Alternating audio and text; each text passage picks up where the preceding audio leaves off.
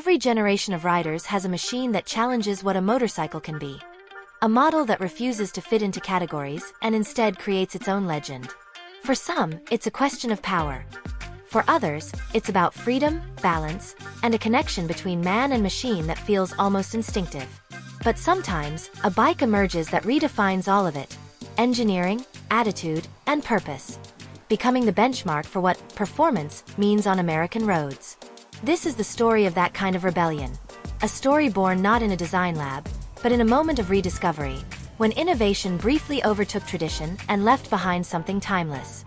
If you've ever wondered how a single motorcycle could rewrite a company's identity and inspire decades of custom culture, you're about to find out. Like the video, subscribe for more deep dives, and tell us in the comments which classic machine we should explore next. In the early 1980s, Harley-Davidson was at a crossroads. The company had just regained independence from its corporate parent, a period remembered for mass production and questionable quality. It was a time when Japanese manufacturers were setting new standards for engineering precision, leaving Harley to defend its image with nostalgia and chrome. But beneath the surface, a quiet revolution was taking shape. Engineers who cared more about geometry than marketing slogans were working on something that would redefine how an American V-twin could perform. That project became the Harley-Davidson FXR 1982. It wasn't designed to please committees. It was designed to ride like nothing the company had built before. The Harley-Davidson FXR 1982 represented a radical shift in thinking. Instead of prioritizing looks and straight-line torque, the team focused on frame stiffness, vibration control, and balance. They wanted to build a motorcycle that could carve, not just cruise. Using computer-assisted design, something rare for Harley at the time, they engineered a new frame with a triangulated structure, improving rigidity and stability. The result was a bike that felt planted in corners, confident on uneven roads, and incredibly responsive for its weight. This was Harley stepping into the modern age, not with a loud marketing push, but through the language of precision. The decision to use rubber-mounted engines was a major milestone for the Harley-Davidson FXR 1982. It reduced vibration dramatically, making long rides smoother while preserving the signature rumble. The frame itself was unique. Its proportions were compact, giving the rider a more connected feel without sacrificing comfort. It was part sport, part cruiser, and entirely new territory. At a time when Harley was seen as stubbornly traditional, this bike quietly introduced concepts that would influence the brand for decades. Yet, even as engineers celebrated, corporate leadership hesitated. They worried the FXR might feel too different, too refined, for die-hard loyalists. Still, riders who tried the Harley-Davidson FXR 1982 understood instantly that this was something special. It didn't just accelerate, it cornered. It didn't just sound tough, it felt composed under pressure. The power delivery was smooth, the chassis was agile, and the overall ride experience hinted at a philosophy that prioritized control over chaos. This was Harley's attempt to show that performance and character weren't mutually exclusive. While the world was filled with fast imports, the FXR proved that American engineering could evolve without abandoning its roots. But success in the showroom was far from guaranteed. Many traditionalists viewed the Harley-Davidson FXR 1982 with suspicion. It lacked the low-slung stance they associated with the brand. Its ride height and geometry were closer to what a European bike might use. Even its frame welds looked unfamiliar, almost too clean. For riders used to heavy, flexing cruisers, the FXR felt foreign. Yet, those who gave it a chance often refused to go back. It was that difference, its refusal to conform, that began shaping its cult reputation. Inside Harley-Davidson, the FXR became a quiet point of pride for the engineers who built it. They had crafted something that didn't just perform better, but redefined what the company could achieve when freed from marketing pressures. The bike's balance, its sense of purpose, and its mechanical honesty made it stand out in a decade full of flashy machines. It was designed by people who rode hard, who understood the subtle feedback of suspension under load, who wanted a Harley that could keep up when the roads got technical. As the Harley-Davidson FXR 1982 hit the streets, riders began to realize it was a motorcycle that rewarded skill. It wasn't built for posing outside diners. It was built for the long, winding route that most ignored. It held its line through corners, stayed stable at high speeds, and felt almost intuitive. That connection made it addictive. Some called it the best handling Harley ever made. Others said it wasn't a real Harley at all. Both statements, in their own way, were true. The FXR embodied a contradiction, an American cruiser that thought like a sport bike. It invited the kind of rider who cared more about ride dynamics than looks, and that made it a tough sell in a marketplace where style often won over substance. Yet its engineering purity planted a seed that would grow in the custom scene years later. Builders saw in the FXR a blank canvas, one that could be tuned, upgraded, and transformed without compromising its DNA.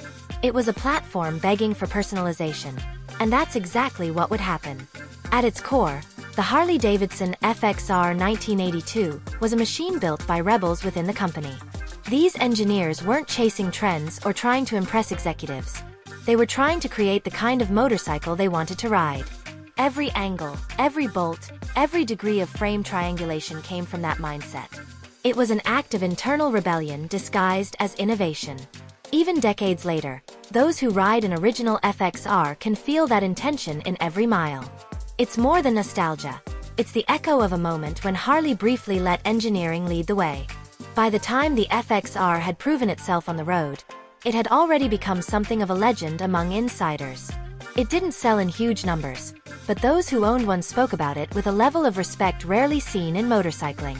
They knew they had something different, something Harley might never build again. And they were right. The very elements that made the FXR so ahead of its time would also make it too advanced for its era. That tension between performance and tradition would soon come to define the next chapter of its story. The Harley-Davidson FXR 1982 might have been an engineering masterpiece, but its timing was as complicated as its frame geometry.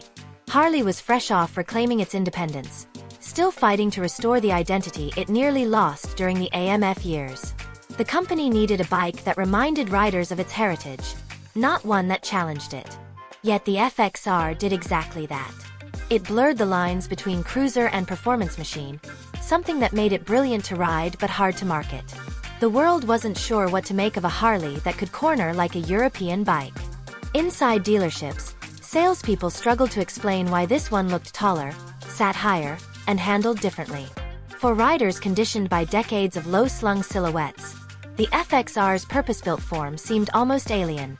But for those who actually rode it, the Harley-Davidson FXR 1982 became an awakening. It was the kind of machine that spoke through sensation.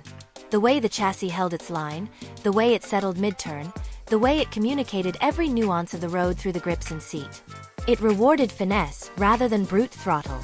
You didn't ride an FXR to be seen. You rode it because it made every mile feel more connected. The suspension, tuned through thousands of hours of trial and error, provided balance at speeds where older Harleys would wobble. That planted stability created confidence, and confidence built loyalty. Still, inside Harley's boardrooms, that loyalty didn't translate into enthusiasm. The Harley-Davidson FXR 1982 was expensive to produce, partly due to its intricate frame and the precision assembly it required. It wasn't a modular design like the bikes that came before or after it. It demanded care, skill, and time. For a company under financial pressure, that was a problem. Executives began to view it as a passion project rather than a profit engine. They couldn't see that this motorcycle represented the foundation for the brand's future. Instead, they leaned back toward what sold easiest: bigger, louder, simpler bikes that fit the traditional image. Despite this, the FXR developed a quiet following. Police departments adopted variants for their balance and control, proving its engineering merit. Custom builders took note, too. They saw what the engineers had done and realized how much potential was locked inside that frame. It was light for a Harley, structurally sound, and incredibly adaptable.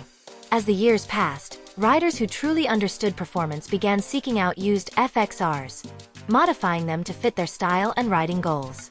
The aftermarket community slowly transformed it into an icon. The Harley-Davidson FXR 1982 stood apart because it made sense from a rider's perspective, not just a stylistic one. The frame design allowed for a more neutral riding position, letting the rider command the road instead of simply sitting atop it. This control made high-speed riding safer and more rewarding. The drivetrain, though traditional at heart, worked in harmony with the chassis instead of fighting it. And that combination of smoothness and stability gave the FXR something intangible: a sense of trust. When a rider leaned into a corner or hit rough pavement, the bike responded like it was reading the road with them. That level of feedback was revolutionary for an American V-twin. Even among skeptics, respect began to build. Word spread through rider communities that the Harley-Davidson FXR 1982 could outhandle almost anything in its weight class. Comparisons with European sport tours became common, and the FXR held its ground with dignity. For a company often criticized for building bikes that favored looks over function, this was validation. The FXR proved that Harley could compete on the technical side of performance if it chose to. The irony was that the company itself seemed reluctant to embrace that identity.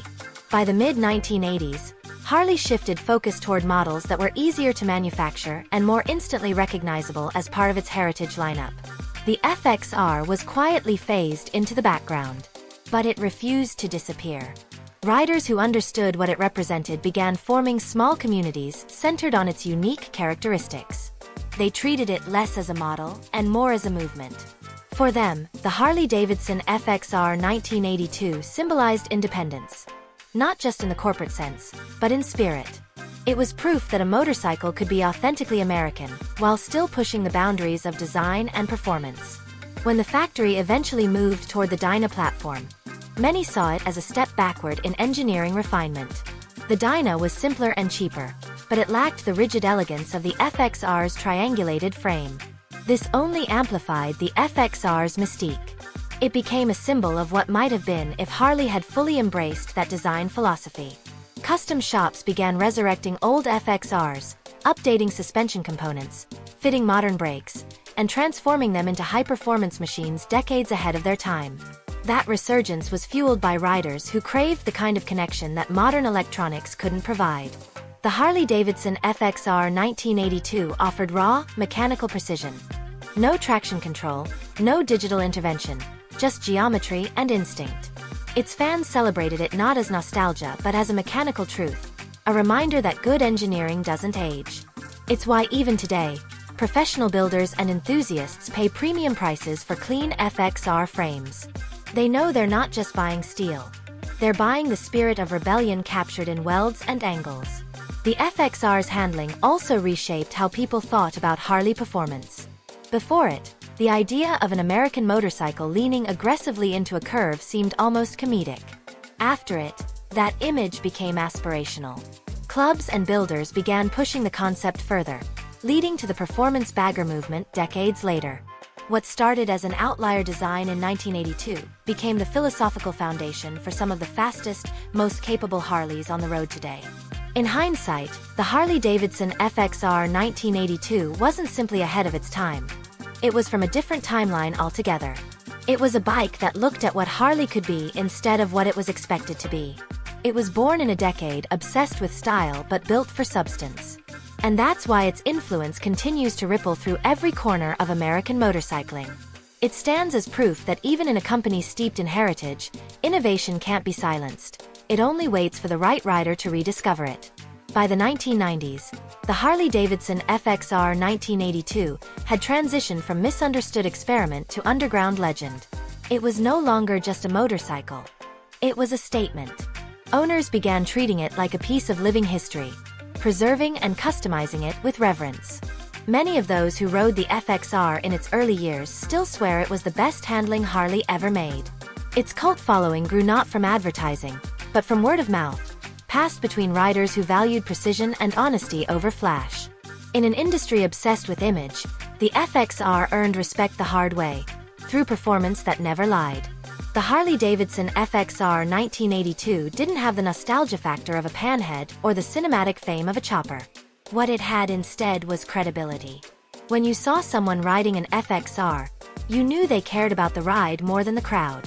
That reputation gave the bike an edge. It wasn't for everyone, and that was the point.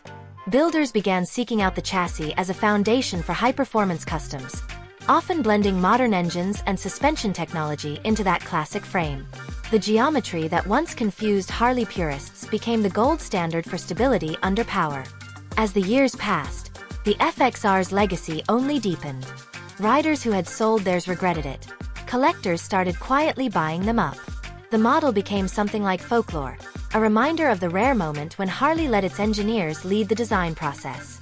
The Harley-Davidson FXR 1982 had set the tone for what would become the performance cruiser segment decades later, influencing everything from the handling philosophy of later Dynas to the aggressive tuning of the modern lowrider S and ST models. Whether consciously or not, Harley's newer performance machines all trace a line back to that single frame in 1982. The FXR also inspired a movement that blurred the line between factory engineering and street customization. Builders like those in Southern California, Arizona, and the Midwest began using the FXR as a canvas to merge function with style. These weren't show bikes. They were real-world machines built to handle freeway sweepers and canyon runs. In that culture, the Harley-Davidson FXR 1982 became something sacred. A machine that proved a Harley could evolve without selling its soul. That idea resonated deeply with a new generation of riders who wanted speed, handling, and heritage all in one. Even Harley-Davidson eventually recognized what it had created. Decades after discontinuing the model, the company revived aspects of the FXR's design philosophy in limited runs, like the FXR-inspired CVO models and the low-rider-based commemoratives. Each tribute served as quiet acknowledgement that the 1982 original had achieved what few motorcycles ever do. It changed the way people thought about an entire category. You can see the FXR's DNA in the way Harley approaches geometry and rider ergonomics today. That triangular rigidity, that balance between flex and feedback, remains a guiding principle in the company's most dynamic models. But what truly defines the Harley-Davidson FXR 1982 isn't just its design. It's the community it created.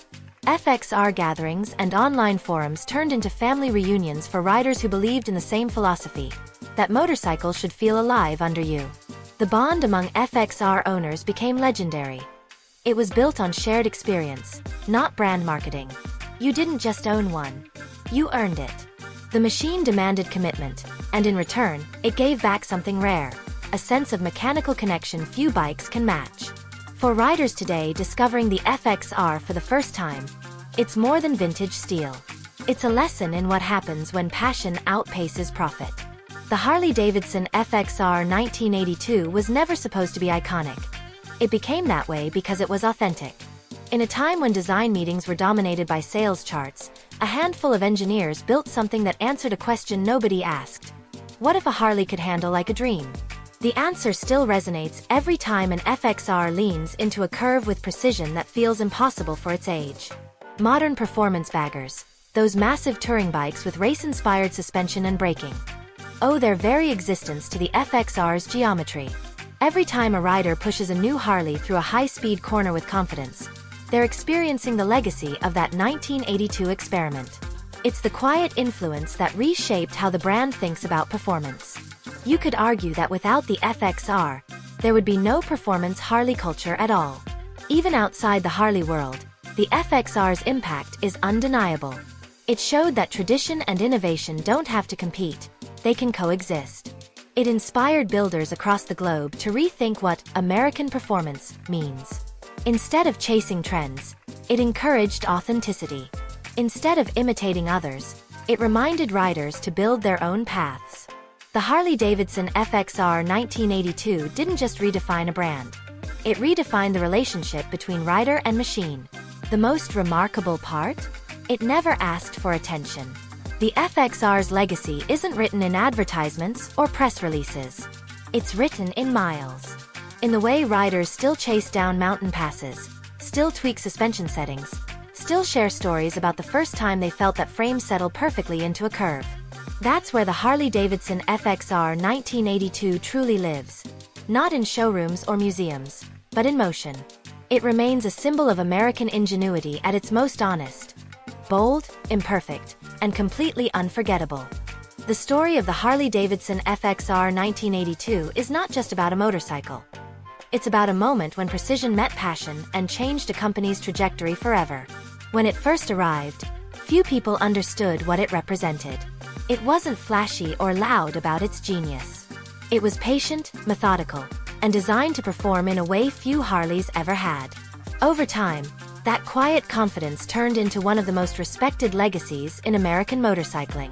The Harley-Davidson FXR 1982 proved that real innovation doesn't always come from marketing plans or focus groups. It comes from individuals who believe in the craft. People willing to challenge the idea that tradition and progress are opposites. The engineers behind it didn't just design a frame. They designed a statement about what Harley could be. That statement still echoes today in every rider who values control, balance, and authenticity over trends. The FXR wasn't about impressing crowds. It was about impressing the rider who demanded more from the machine beneath them. What makes the FXR's legacy so compelling is its endurance. Decades after production ended, its reputation has only grown stronger. Builders still hunt for clean frames. Riders still swap stories about the first time they leaned one hard into a corner and felt it hold steady like nothing else. The Harley-Davidson FXR 1982 became timeless not because it was perfect, but because it was honest. Every weld, every vibration, every mile told the truth about the people who made it. That honesty is what connects generations of riders to this day.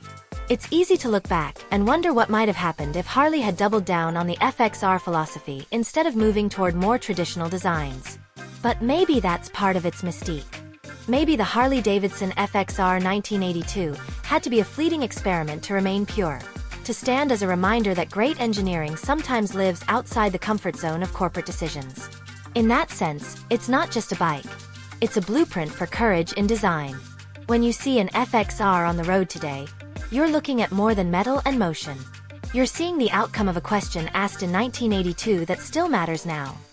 What happens when passion leads and image follows? The answer is right there in the way it rides. Steady, confident, and endlessly rewarding. The Harley-Davidson FXR 1982 didn't just define performance for its era. It defined what authenticity feels like on two wheels. And that's the true measure of its greatness. Machines come and go. Fads fade. But a motorcycle that connects with riders on a deeper level, that earns their respect year after year, that's something different. That's legacy. The Harley-Davidson FXR 1982 stands as one of those rare creations that transcends time, reminding us that innovation doesn't have to shout to be heard. It just has to ride true. Thanks for watching. If you enjoyed this deep dive, like the video, subscribe for more stories from the road, and tell us in the comments which machine you want to see next.